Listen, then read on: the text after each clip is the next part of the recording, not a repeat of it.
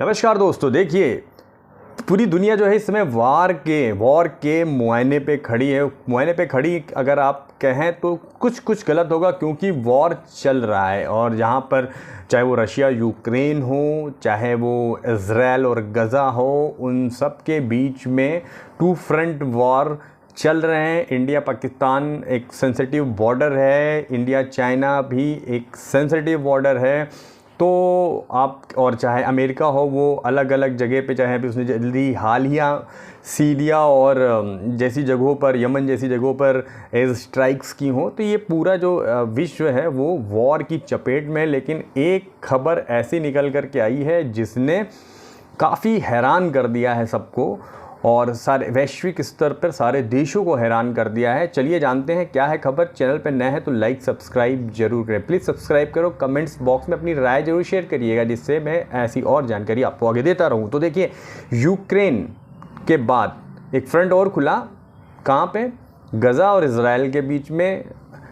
गज़ा में जो टेररिस्ट संगठन है हमास, उसने इज़राइल के ऊपर हमला किया था। एक वहाँ पे सेलिब्रेशन हो रहा था, एक फेस्टिवल चल रहा था, जहाँ उसके बाद जवाबी कार्रवाई करते हुए इज़राइल ने गज़ा में जो है हमास के जितने भी कैंप हैं वहाँ पर हमला किया। और क्या स्थिति है आप सब जानते हैं उसके बारे में। लेकिन जो नई चीज़ निकल करके आई है वो ये कि इज़राइल ने आरोप लगाया है, यूएन की एक संस्था है UNRWA, उसके 12 मेंबर जो हैं वो इज़राइल पे जो हमला हुआ था उसमें सीधे सीधे संलिप्त हैं।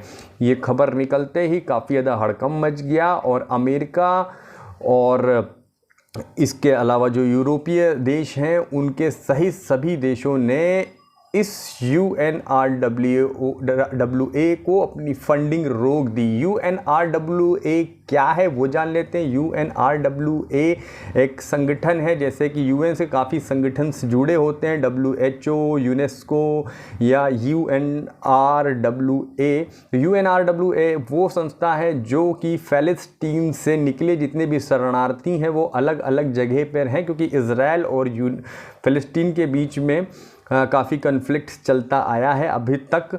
तो वहाँ से जो निकले हुए शरणार्थी हैं, चाहे वो वेस्ट बैंक में रहते हों, चाहे वो सीरिया में हो या अमेरिका में हो या किसी भी देश में वो रह रहे हों, उनको ये संस्था हेल्प करती है फ़लस्तीनियंस को, जिसमें वो स्कूल बनाती है, मेडिकल्स हॉस्पिटल बनाती है, कैंप लगाती, राहत शिविर लगाती हो। इसके द्वारा वो इन फ़लस्तीनियंस की मदद करती है, जहां पर बताया जाता है कि इसमें लगभग 29,000 कर्मचारी हैं, और डॉक्टर्स हैं काफ़ी सब, और इंजीनियर्स हैं, टीचर्स हैं। ये सब मिलाकर के उन फ़लस्तीनियन शरणार्थियों की मदद करते हैं।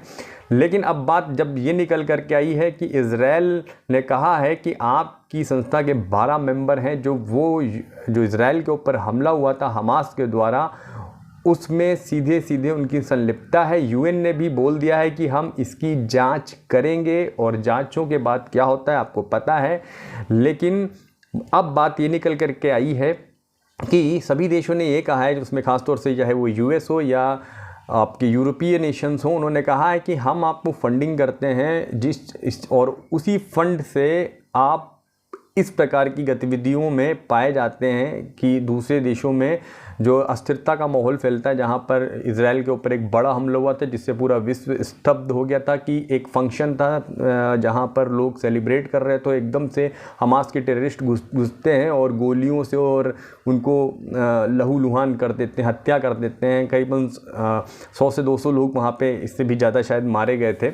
तो अब वहाँ पर उनकी फंडिंग्स को रोक दिया गया है इन देशों की तरफ से, कि दो चीज़ें एक साथ में नहीं हो सकती हैं कि आप सोशल वर्क के नाम पर, एक संस्था के नाम पर हमसे जो है फंडिंग लेते हैं, और फिर उस संस्था से कुछ लोग निकल कर के ऐसे आते हैं जो टेररिस्ट एक्टिविटी में संलिग्ध पाए जाते हैं।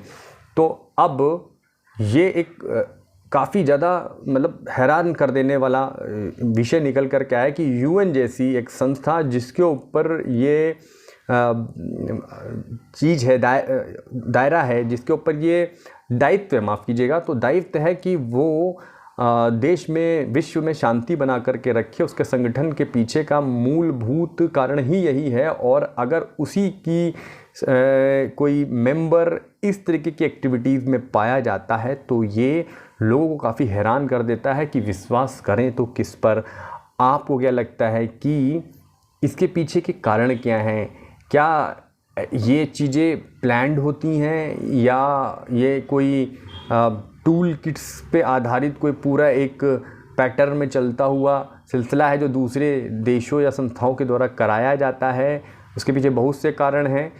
तो आपको क्या लगता है? कमेंट बॉक्स में ज़रूर अपनी राय को शेयर करिएगा। अगर आप कमेंट्स बॉक्स में अपने कमेंट्स करते हैं, चैनल को लाइक करते हैं, सब्सक्राइब करते हैं तो हमें रीच मिलती है और इस प्रकार की और डिटेल्स देने में हमें हौसला मिलता है। चैनल पर नया है तो सब्सक्राइब जरूर करें। तब तक के लिए धन्यवाद।